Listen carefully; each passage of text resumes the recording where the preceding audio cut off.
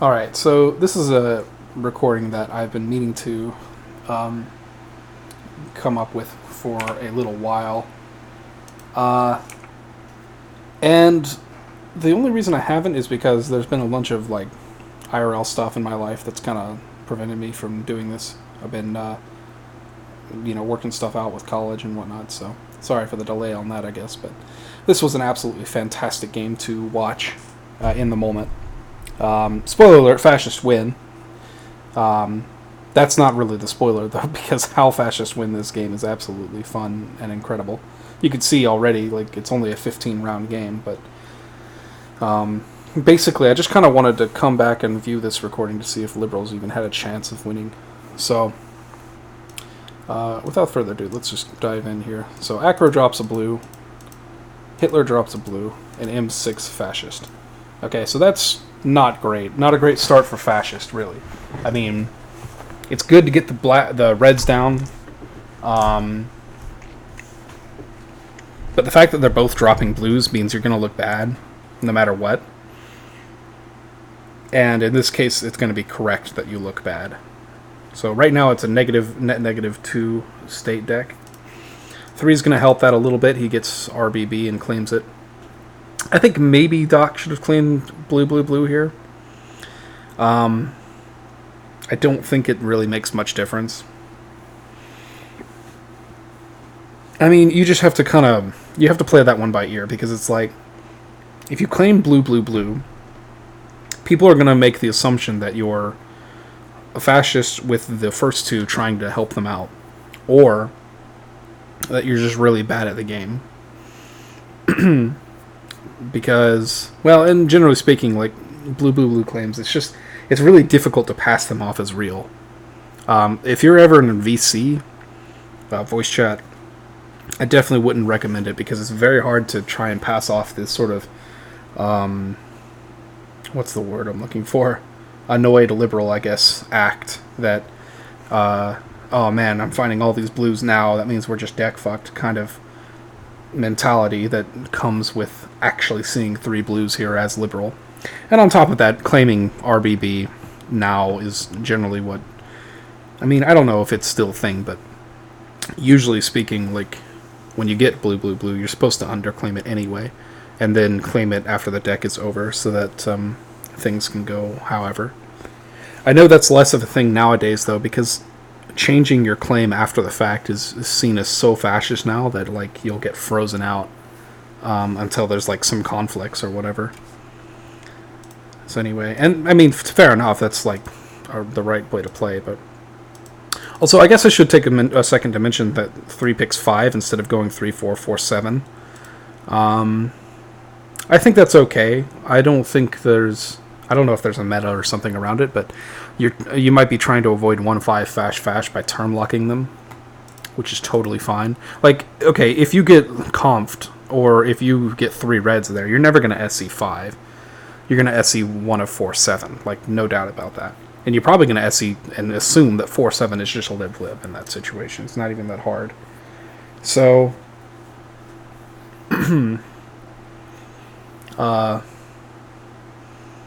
either way, I think going 5 here is totally fine. It term locks a likely fascist, and if 5 happens to be liberal, they come back alive, despite the fact that they got given reds by 1, and of course, they are still very fascist looking.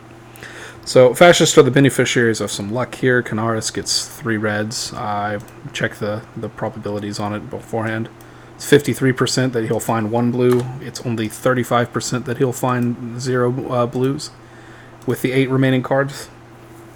So, a little lucky there for the fascists. However, now you have a 2 blue deck after 4 govs. The average would be 4, so now it's negative. It's back to -2.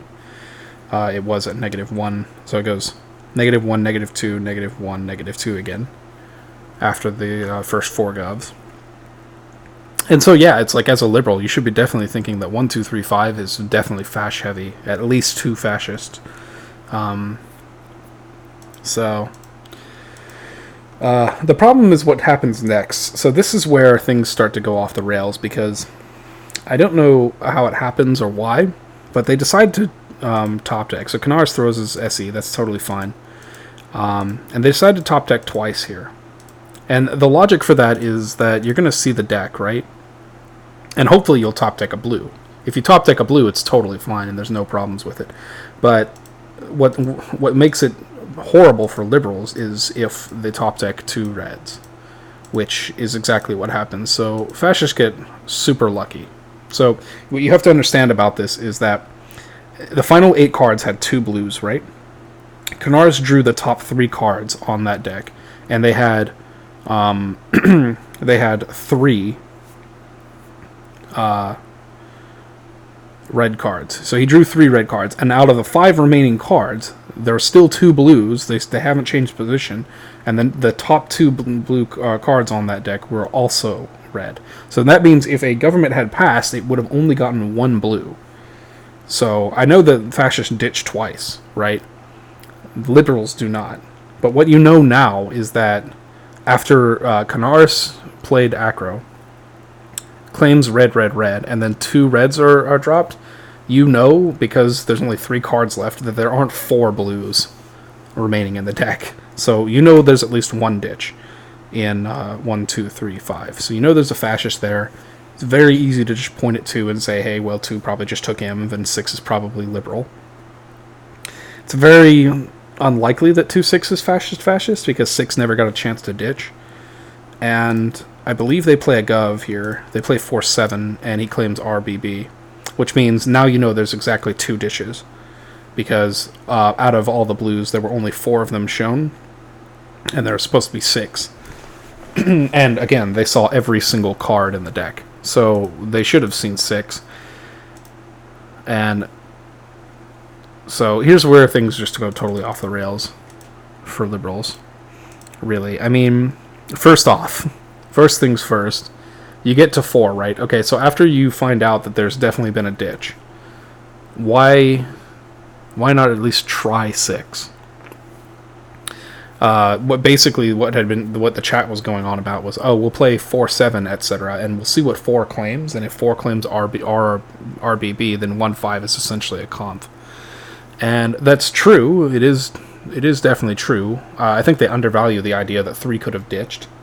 3 also never claims blue at any point, which is good on him, because I think that would make him look even more fascist than he does having RBB. So, and the reason I say that is because as a fascist, it's nice to obfuscate, right? It's nice to obfuscate because it's obvious, right? If he were to claim blue, the obvious thing for him would be that he's fascist with the fascist in seat 2 and the 1 and 1-5, right? Like, that's obvious that he would be fascist with one of those. At least that's what people would say. Even if 3 turns out to be a liberal, he would look like fascist with one of 1-5 and 2, just for claiming it. He winds up still looking like fascist with 2 at the end of the day, just because he touched the deck. But sticking to his guns causes 2 to really accuse 3 and like push the idea that they're not together. And I think that overall increases his win rate.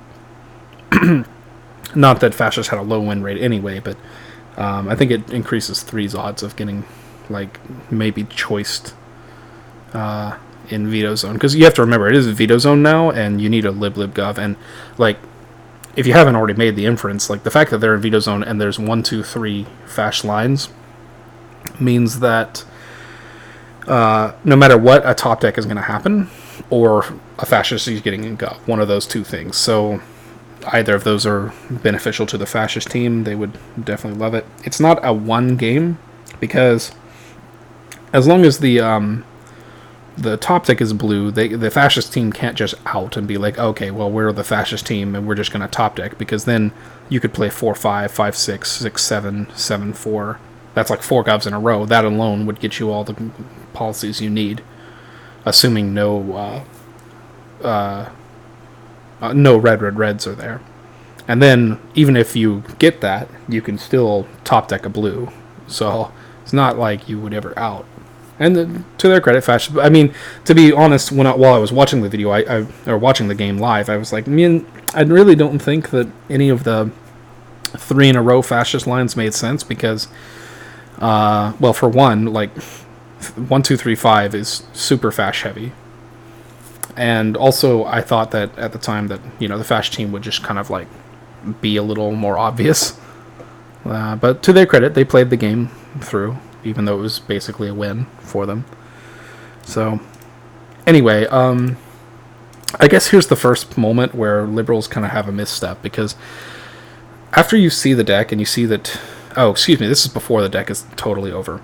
But even before the deck is totally over, you know there's a ditch now, right? You know that one of 1, 2, 3, 5 had a blue and ditched it, right? Who do you think is the most likely in those ones? Well, if you think it's in 1, 5, that leaves the possibility that 6 could be fascist, because then maybe 2 is a liberal getting red, red, red, and maybe these last 3 cards are all blue. So you can't really just justify picking 6. But at the same time, you just kind of have to wonder, like, if they're going to play 6 at some point, I think now is the time to take your odds that there's been more than one ditch. Because, like, sure, you only know there's one confirmed ditch, but, like, with 2 reds, after Canaris claims red, red, red, like, you just have to think that if the last 3 cards are blue, blue, blue, that's just really unfortunate for 2. So I would have taken my chances and picked 6, because it allows for 6 to get in Gov as president, which is paramount to liberals winning, at least in my opinion. So he picks 7. The logic is there. 7 didn't touch the deck either, so 4, 7 are definitely liberal together. But to be fair, I mean, even 4, 7 could have a fascist. It's the same kind of logic. Like, if the last 3 cards are blue, then 4, 7 could have a fascist. That's basically how it works. So, you know, we have the benefit of hindsight, but it doesn't make a difference. And I'm not sure why. I think 6, 9 is this out of, like, desire to, like, be picked or something. I don't know. He doesn't like how the game's been going. Like, 4, 6 have kind of been not happy with how the game has been going at all. So he gets RBB. Now you know there's 2 ditches. Let's see. You know 4, 7 isn't fascist. It doesn't tell you much about both presidents. I think 4 would have done a good job there to give choice. There's definitely an argument to be made here for giving choice, because then 7 will see the red, right? Will know that that 4 got a red. So now you have 2 people corroborating, and on top of that, 7 will have played the blue and will be confirmed lib, like much higher confirmed lib, and then you can still claim RBB and that you choiced. I think this is a situation where choicing would have been fine. Very few situations where that's ever acceptable, but this is definitely one of them.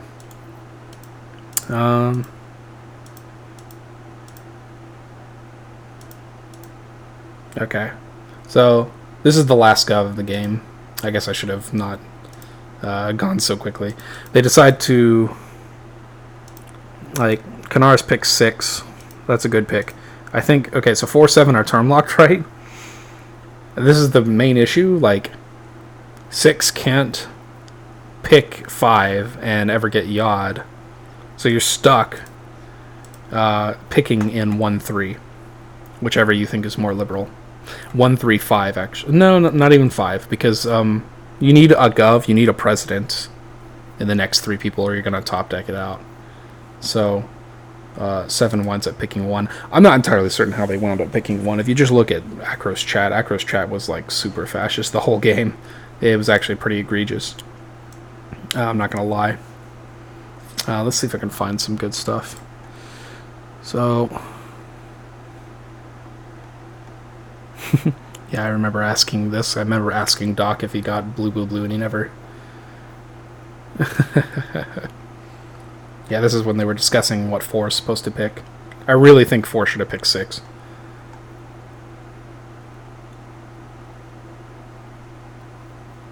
Yeah, Canaris is like, well, I'm lib, so of course I want 4, 5.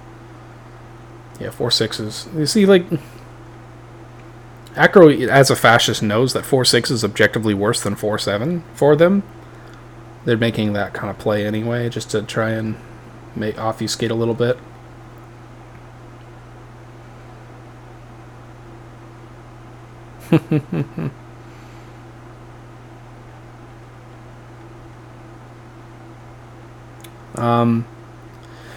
What made me read Acro as fascist? What did she say?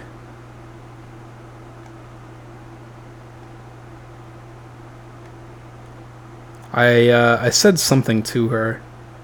So obviously you shouldn't go off this.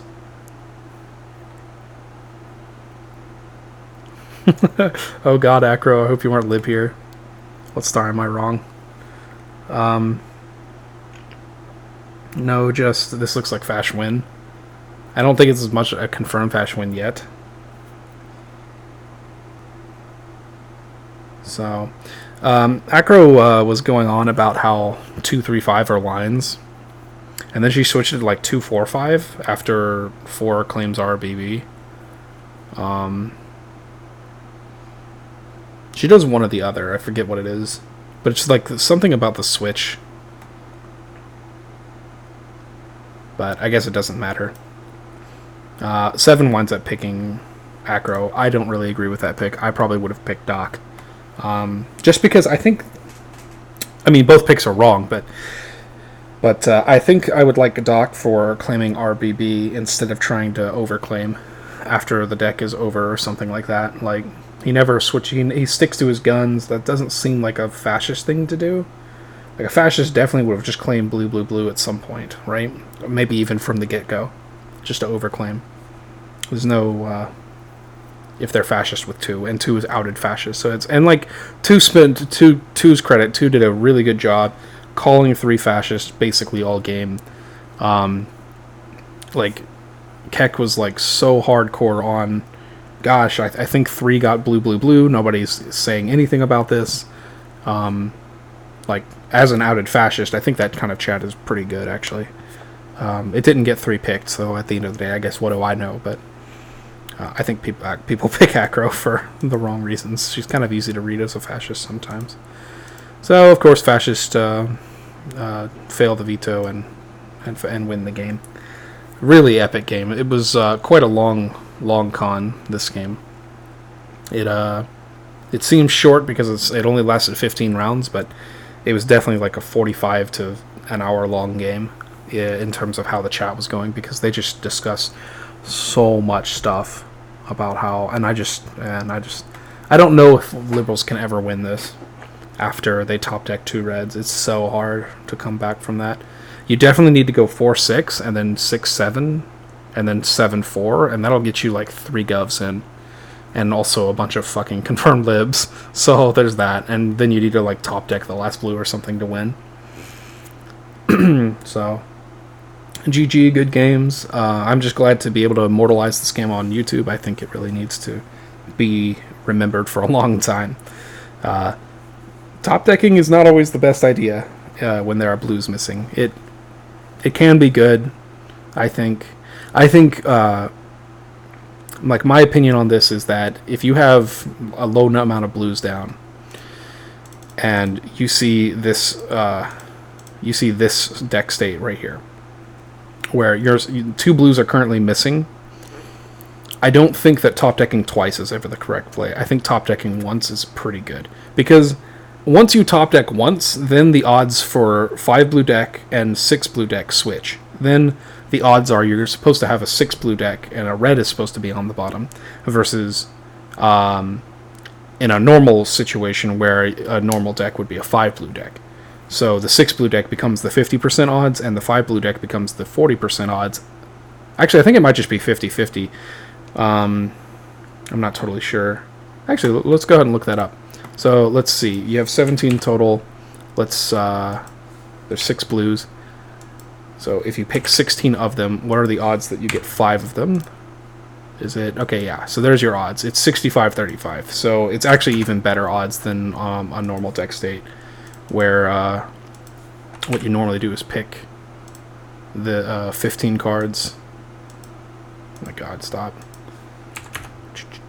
Yeah. and you have about 50% chance. So your odds, just by top decking once, your odds of getting a 6 blue deck go to 65%. And even a 5 blue deck, becomes like a 4 blue deck. It's about 30% odds. It's not quite as bad as a 4 blue deck. A 4 blue deck is like 10% odds, if I remember correctly, or 11%. So it's not as egregious, but it's still pretty egregious. Like, you can assume there's a ditch, and that the bottom isn't blue.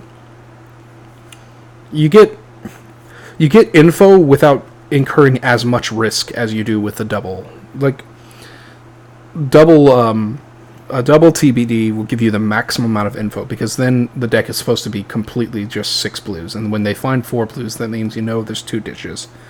But at what cost? If the lines line up the wrong way, or if you can't pick a lib or whatever, then you just lose the game after top decking into Veto Zone.